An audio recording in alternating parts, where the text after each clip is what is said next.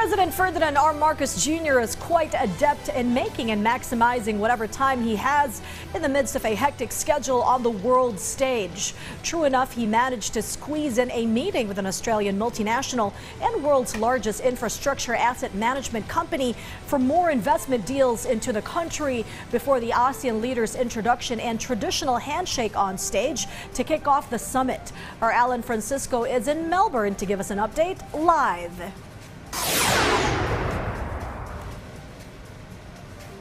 Charms, a day before President Ferdinand R. Marcos Jr.'s return to the Philippines, he attended earlier the formal opening of the ASEAN-Australia Special Summit here in Melbourne. The ASEAN-Australia Special Summit officially started earlier today here in Melbourne. Australian Prime Minister Anthony Albanese welcomed each ASEAN leader, including President Ferdinand R. Marcos Jr. After introducing all ASEAN leaders, the traditional ASEAN handshake followed on stage. In his message, Prime Minister Albanese stated, "This gathering is a celebration of the achievements of the citizens over the past few decades." He emphasized, "This event is not only for government leaders, but also for business leaders and innovators who can contribute to the economic development of ASEAN." 5 decades where the centrality of ASEAN has helped to underpin the stability, prosperity and security of the region we proudly call home.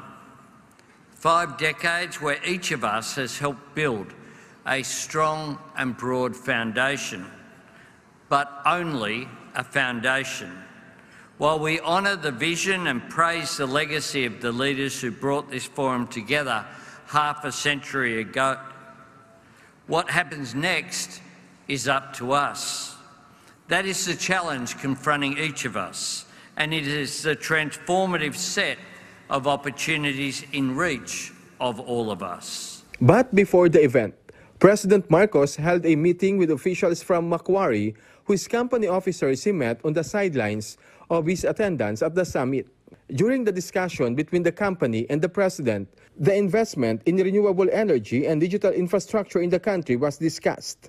President Marcos cited the floating solar project in Laguna Lake. A project by the company will create sustainable jobs and promote cleaner industries. He added, green lanes and an improved business environment will pave the way for such initiatives and eventually contribute to the country's renewable energy goals.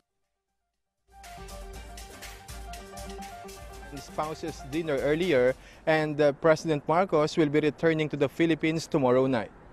Live here in Melbourne, Australia, Charms. Many thanks, Alan Francisco, live from Melbourne.